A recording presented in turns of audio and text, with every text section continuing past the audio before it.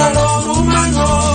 Los quesos en casa tienen vitaminas, rápidos de hacer, en cualquier cocina. Tan fácil como pelar mandarinas. Quesitos en casa, fáciles de hacer son. El doctor Quesero te enseña con sabor. Quesitos en casa, fáciles de hacer son. El doctor Quesero te enseña con sabor. Hago queso hermano, también queso pera, costeño en matera, pa' empapar mi suya, y hasta doble crema. Quesitos en casa, fáciles de hacer son. El doctor Quesero te enseña con sabor. Quesitos en casa, fáciles de hacer son. El doctor Quesero te enseña con sabor. Hi everyone, welcome again to my channel and to my show, Ask the Cheese Doctor. And this is an open window for anyone who wants to make cheese in the artist way. You can ask here any question. And every week, I always bring a topic that we can talk about, and you guys can improve your knowledge in cheese making. This program is dedicated to people who only speak English, and of course, if you speak another language than English, but you speak English, you can understand as well. Today, we're going to carry on doing giving the topic of how to make a safe cheese.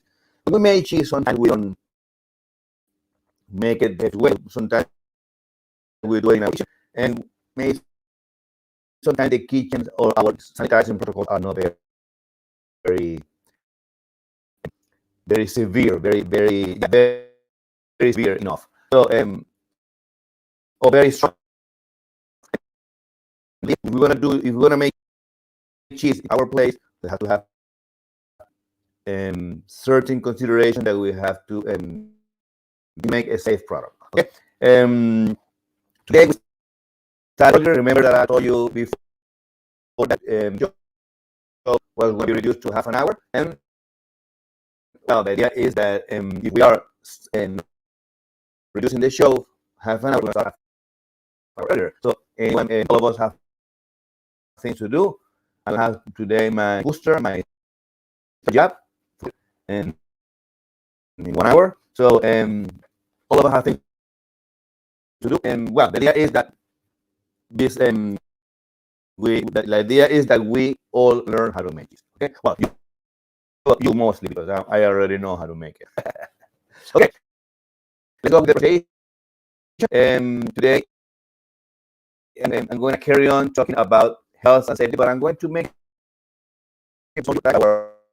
my PowerPoint presentation was, I forgot to translate it. Now I'm going to give a big review. I did it, and then I'm going to give a review of how to save. So let's share the screen. If I've been having a problem, so I already remove the mic and put one. If I have problems, I would like, please make a comment here below, and I will have to buy a new one if the problems carries on. So I'm going to go from the beginning, okay? So, but I'm gonna give us a quick review. Okay, how to make cheese a safe product? As I said, when we make cheese, it's very important to take care of our sanitizing protocols, because our product might be harmful for everyone, even for us. So we have to take in account how certain parameters that we have to follow in order to make a safe product. These parameters, how do we know that we have safe cheese, that the cheese is safe to eat? Well, the only way, and we can guarantee that, is by making lab tests. Okay, that means that lab tests are very expensive. Okay, each test costs maybe for for 3 or 4 parameters, it costs $300-400. So it's very expensive. We want to make a lot of each batch. So what we do is we work with trends.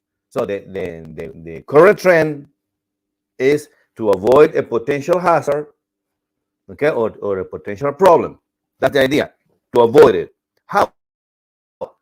There is a parameter called hazard analysis of critical control points.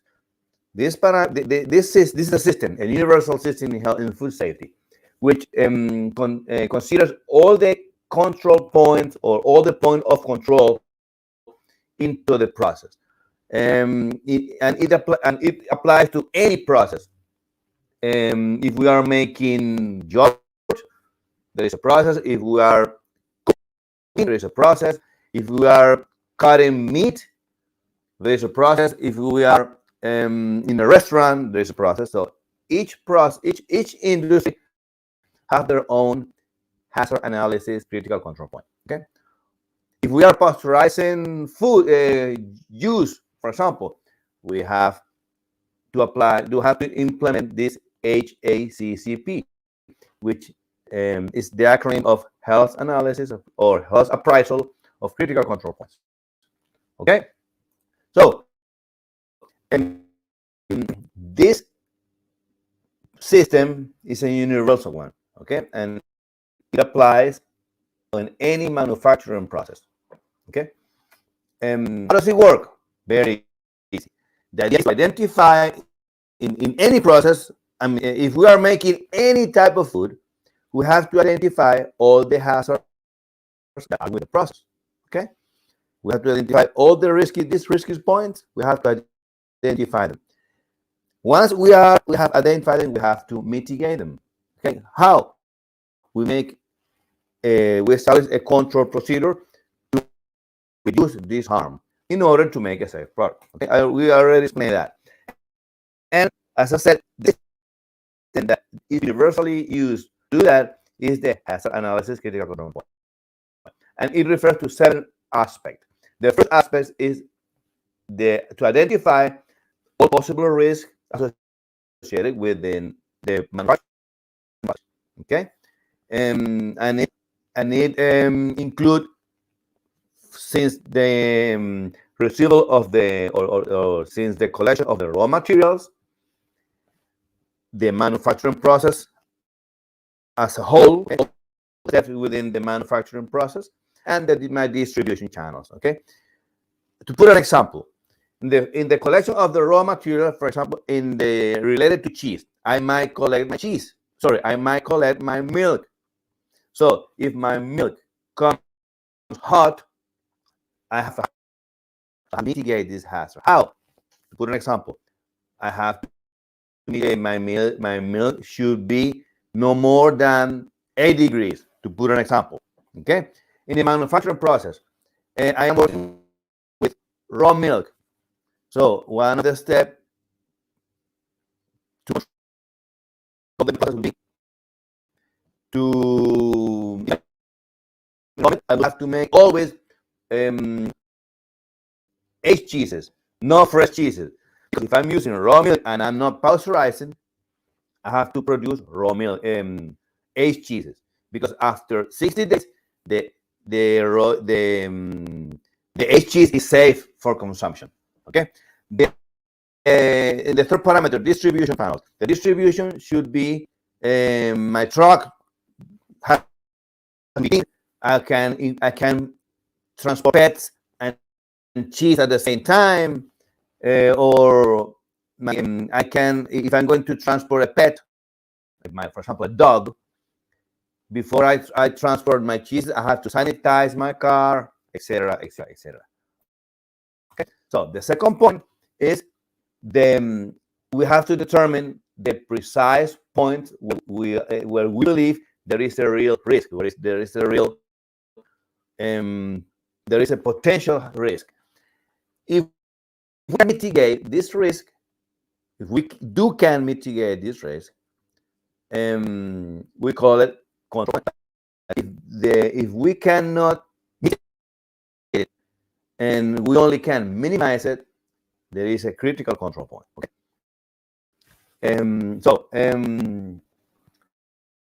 And to put an example, in cheese making, pasteurization is always a critical control point.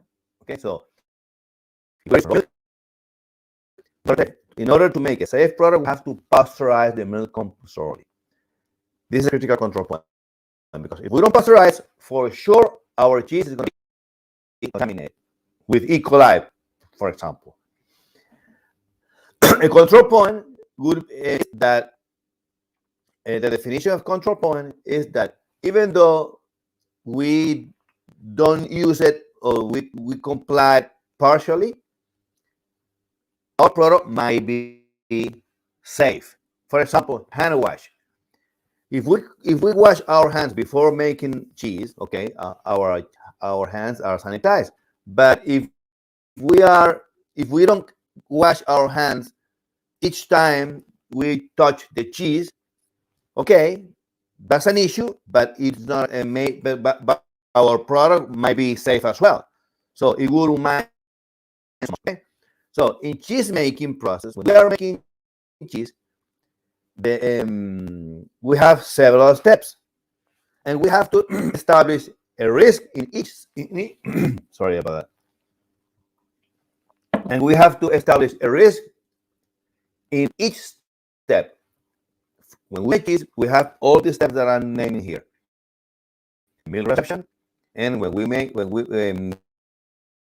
we have a hazard there that could be, for example, as I said before, our milk might be hot, 8, 9, 10 degrees, which is make it might be a potential hazard.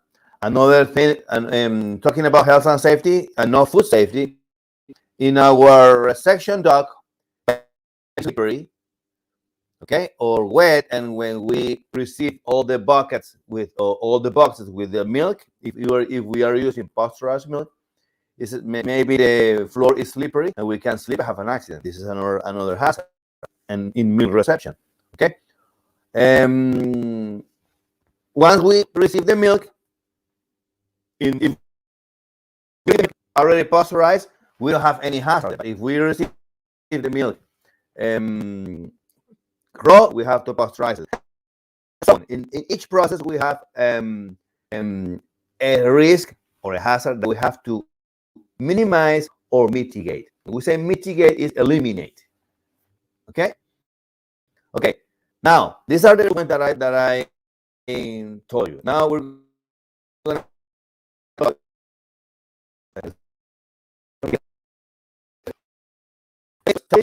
target values.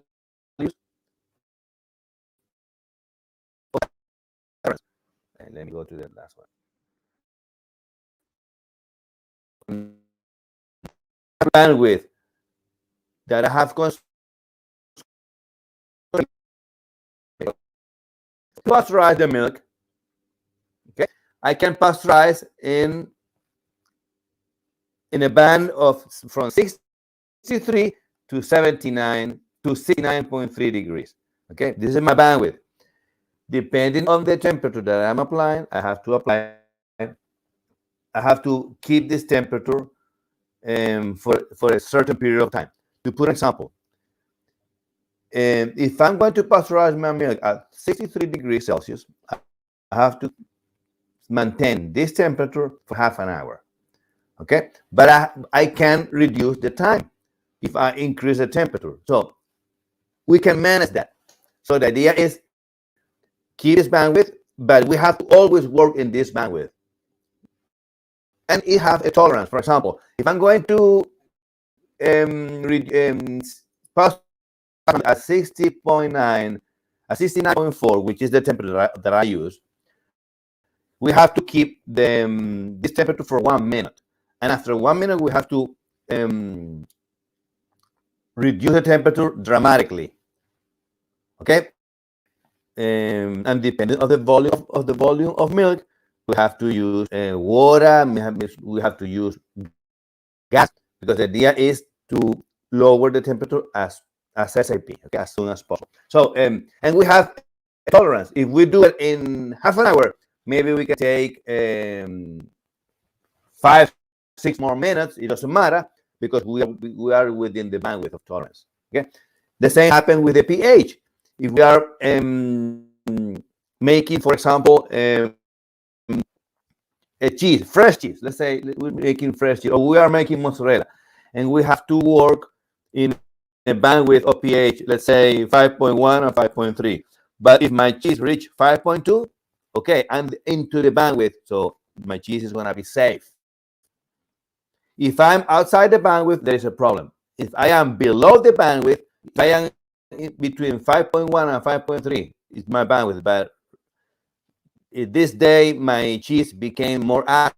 Instead of 5.1, it reached 5 or 4.9. Okay, maybe if I'm making fresh cheese, it wouldn't be an issue. It would be an issue.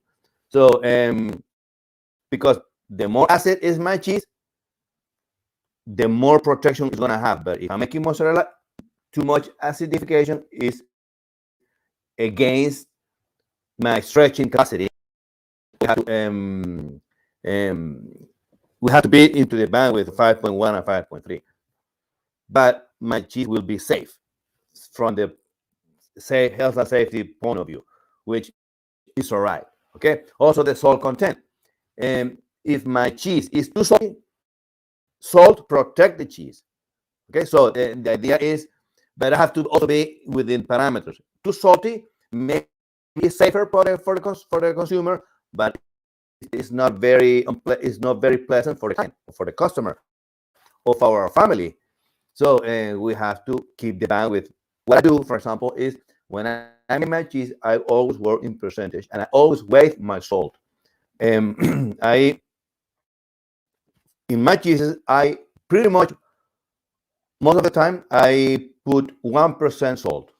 Okay, which for each 100 grams of curd, for each 100 milliliters of milk, I put 1 gram of salt.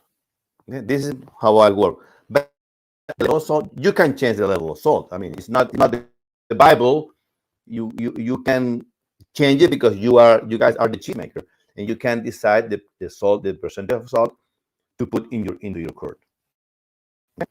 So, as in cheese, the critical control point are pasteurization, pH target, which is the pH band, and salt content. These are the 3 critical control points in cheese making. Okay, the control point in cheese making. Remember, control points are the compulsory step you have to mitigate within the process. So if you are making cheese and you don't include a critical control point in your pasteurization, in your pH target, or in your salt content, it won't work. I assure you for that. I assure you that. You have to establish these 3 controls in your cheese making process. This is the minimum critical control point that you have to establish. Of course, if you are making a different type of cheese and it includes another steps, maybe one of the additional ones I'm referring to might be a critical control point. Okay, so for example, to put an example, it might be if you can guarantee, if you are wrapping your cheese instead of vacuum pack it, you might have a problem over there because we have mold on the air, and by wrapping the cheese, some air could have been trapped into the plastic, and therefore there's a focus of contamination. There is a point of contamination, and mold might grow into the packing. So you will have a problem over there. Okay. So but in cheese making, this are the 3: pasteurization, pH target, and salt content. And the control point is when we receive the milk, it's the temperature. When for example, when we are using our instrument, we have a control point. Because how do we know that my temperature is true?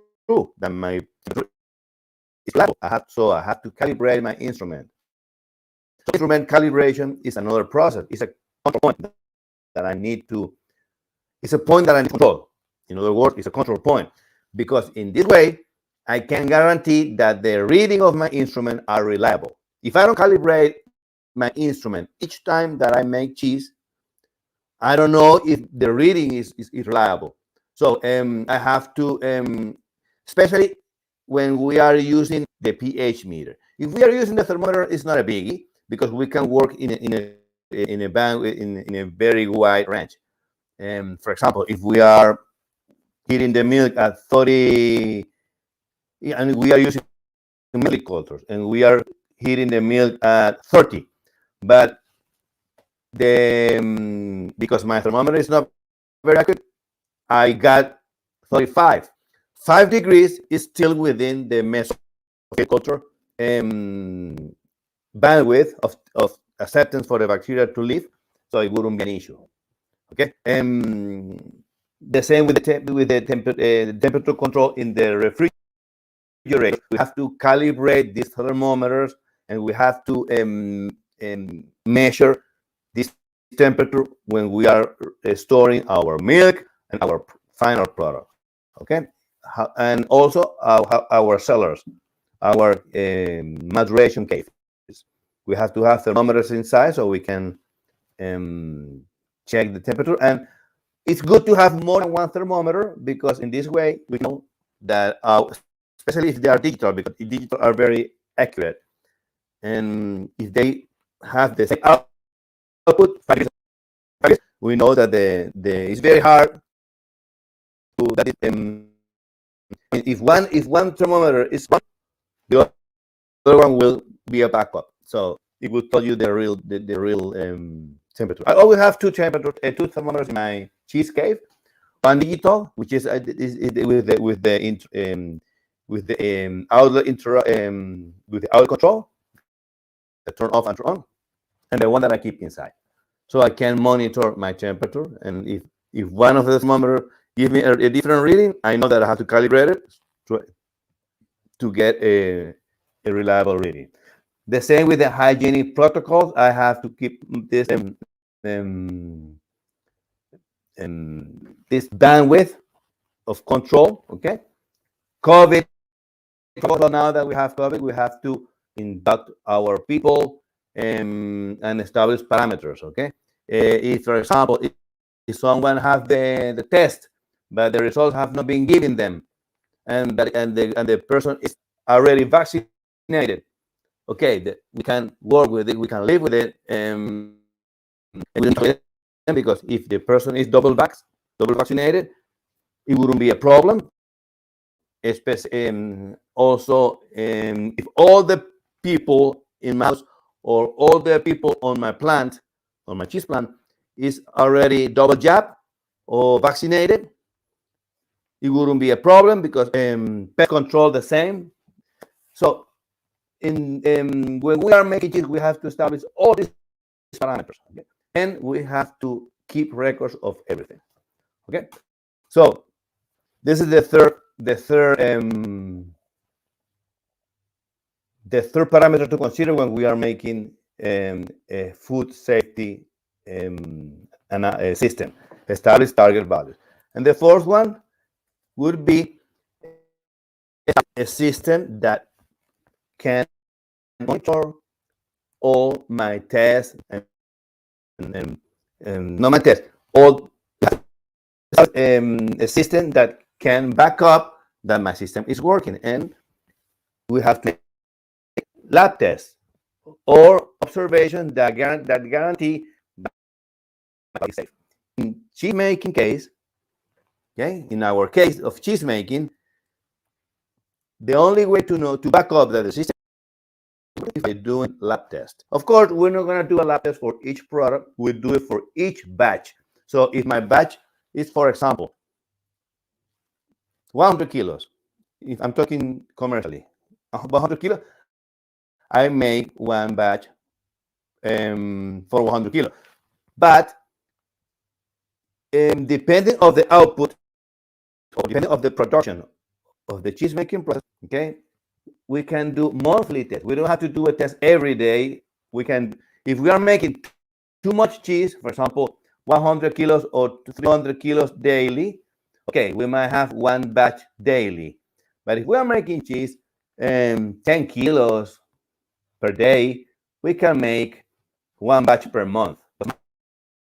Okay, and as long as, or 2 batches per month, as long as our tests are okay, it means that our system is working. Even though if we are making only 2 tests per month, it doesn't matter. Make, according to the international standards, are Streptococcus aureus, Salmonella, and Aerobic. And we have to do swab tests as well once a month. Okay, of course, it will depend on the amount of cheese that we produce.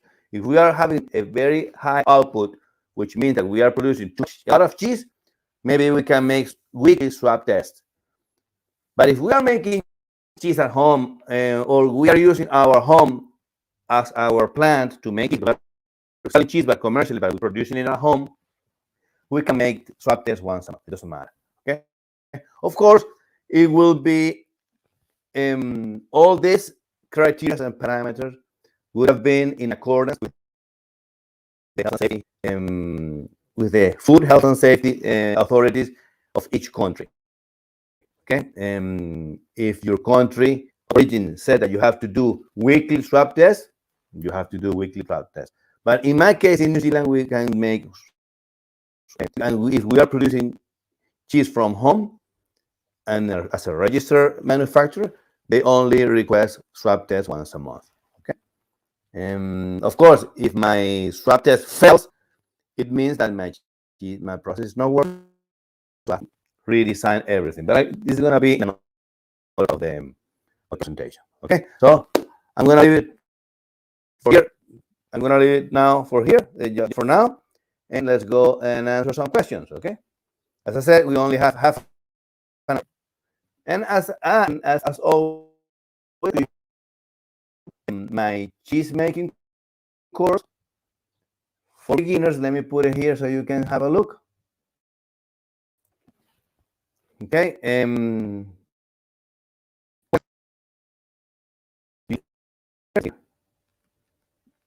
see, you click here, and the platform will give the funnel.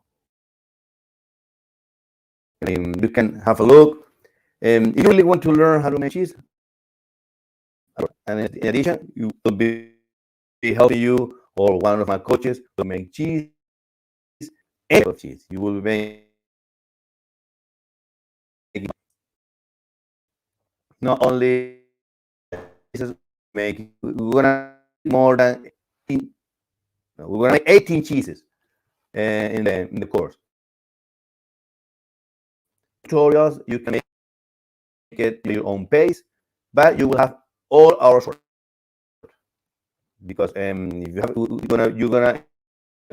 going to include you in a Facebook group which is private, only for students, and interact, any question, and this membership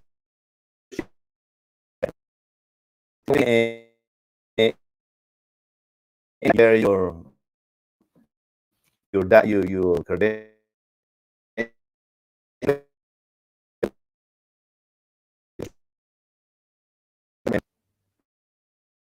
Worth it. Let me tell you, it is worth it. So,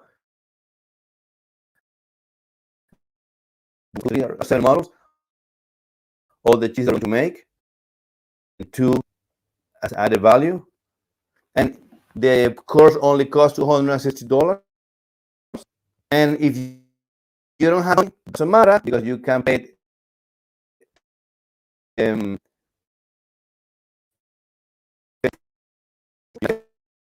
can arrange a video call.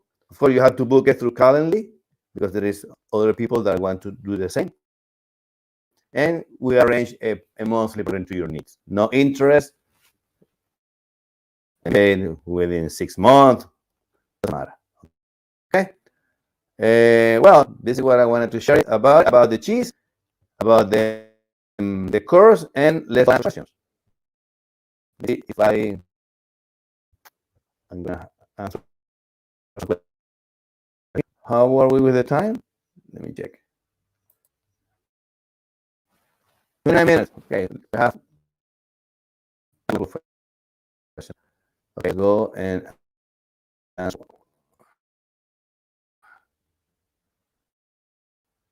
Let me get it first.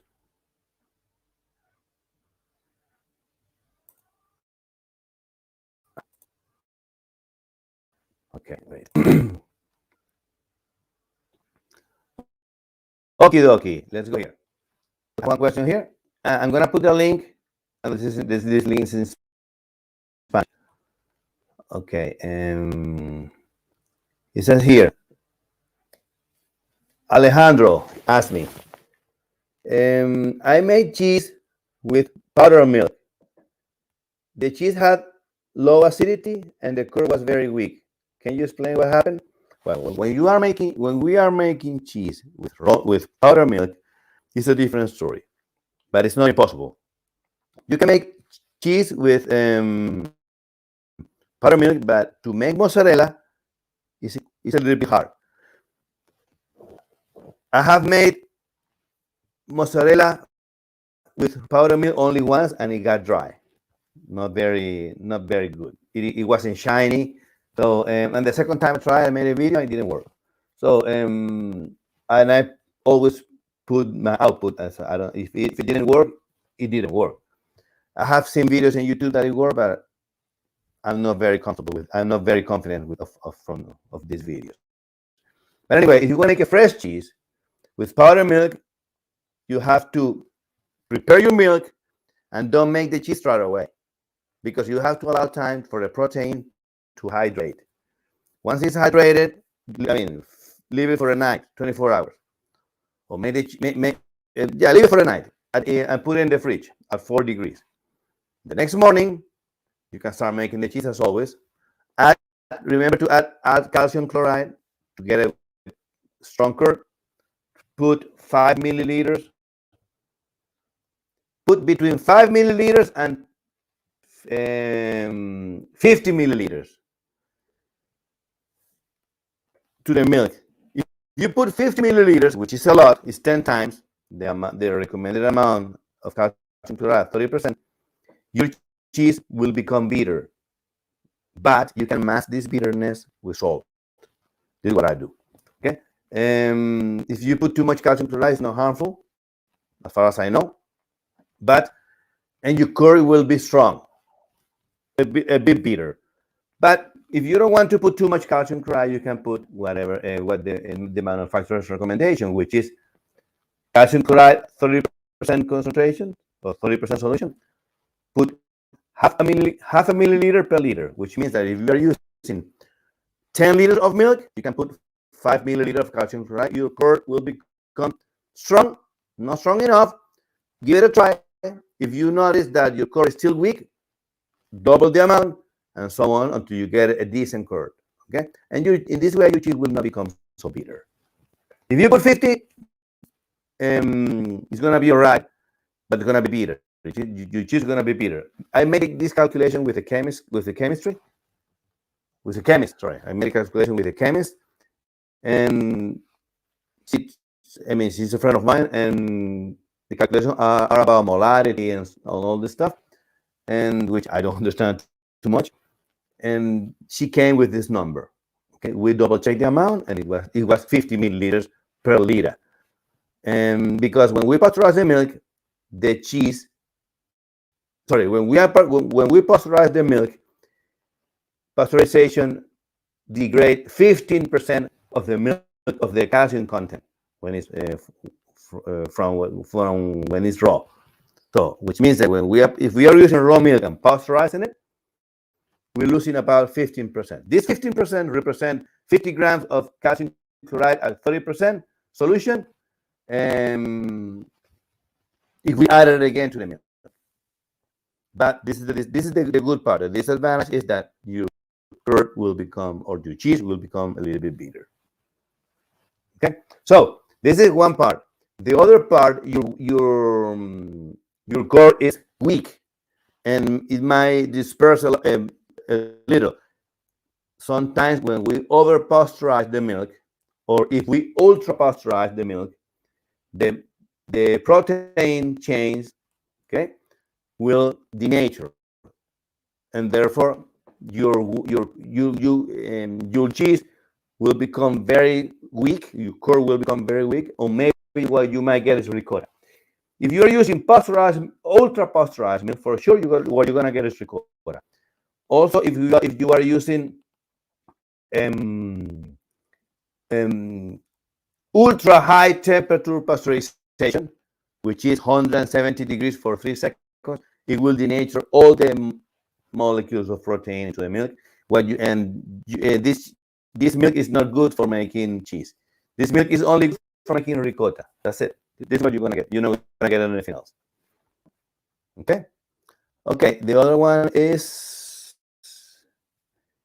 newbie question. This is my first yogurt cheese, and I follow the recipe. Inoculated store-bought yogurt, strained, salted, flipping, storing at 94% humidity and 7 degrees Celsius.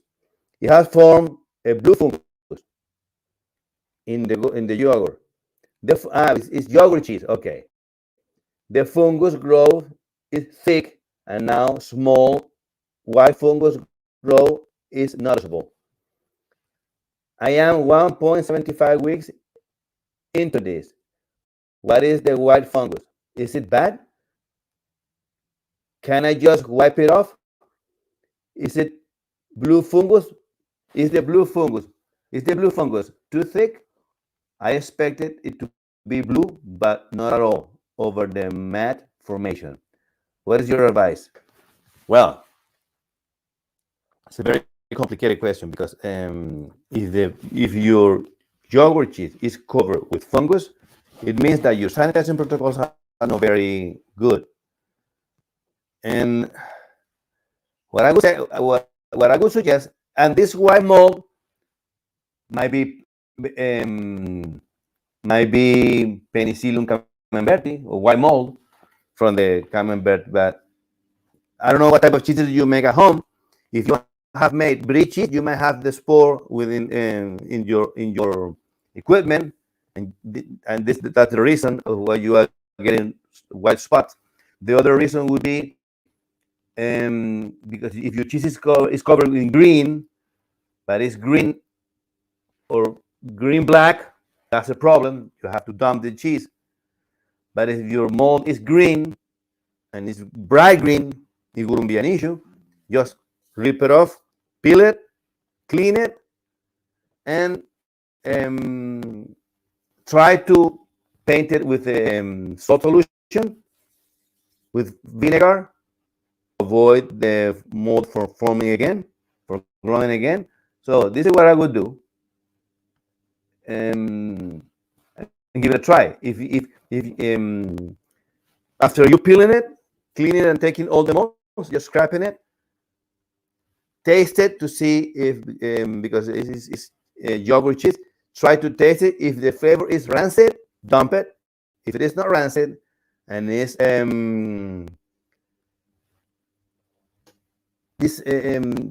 has a damp flavor, okay, maybe you can damp it. But if the flavor is, as I said, rancid, dump it straight away. If not, carry on, maintain it, maintain the rind. You will form a rind again, and let it dry a little bit so it can form a rind, and monitor it every day to see what happens. If there is more mold growing up, paint it up with vinegar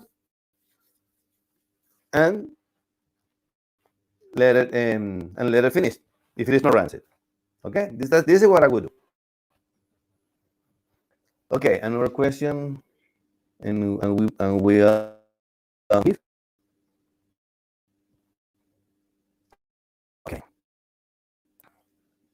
Do you add penicillin to the milk? I don't have the name of this person. Do you add penicillin to the milk or to the curd when making blue? Well, when we are making blue cheese, you have to put the penicillin into the milk. You can do it both ways, but in general terms, it's more effective if you put it into the milk.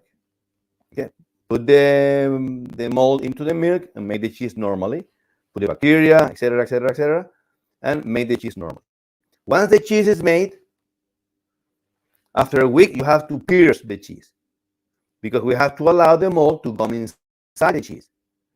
If we don't pierce the cheese, the mold will not rotten. The word is not rotten. The mold will attack the cheese from the outside to the inside, and it will start melting from the outside, and the inside is going to be hard. So what we want is the mold to grow inside to melt the cheese inside as well. So and by piercing the cheese all along the area of the cheese, passing it through with the pin, we allow the oxygen to come in to get inside the cheese, and therefore the mold is going to grow inside the cheese, and your cheese will be very, very good. Okay, this is the procedure. And if by putting your fungus in the milk, you guarantee that the mold is there. But you can also grab a little bit of mold, put it in the water, and spray it over the cheese. It will as well. You can do both things at the same time. Okay, but when I studied in the New Zealand cheese school, we always put the penicillin into the milk. Okay, that's it. I don't have more questions. Well, I have more questions. I don't have time because we are 10 minutes at the time. We're gonna finish this topic about food safety. We have explained 4 items. There are 7. So next week I will explain the 3 remaining items about cheese making, about the food safety, and the other week we will carry on with another. I'm going to explain you after we finish this topic next week. The week above next week, I'm going to give you the tips of your mozzarella or your pasta pieces to stretch beautiful. Okay, I'm going to give you the bits and pieces, what you have to control, what you have to take in account, so you can get a beautiful and very shiny mozzarella. Okay, so see you next week. And if you haven't subscribed to my channel, I invite you to subscribe to my channel. And I always say, eat cheese, because life without cheese is like without cheese. Sorry, life without cheese is like a love without a kiss. Or not, huh? See you next week. Bye. Quesitos en casa, fáciles de hacer son. El doctor Quesero te enseña con sabor. Quesitos en casa, fáciles de hacer son. El doctor Quesero te enseña con sabor. Quesos colombianos y venezolanos, todo hecho en tu casa, con sabor zuliano y calor humano. Los quesos en casa tienen vitaminas, rápidos de hacer, en cualquier cocina. Tan fácil como pelar mandarinas. Quesitos en casa, fáciles de hacer son. El doctor Quesero te enseña con sabor.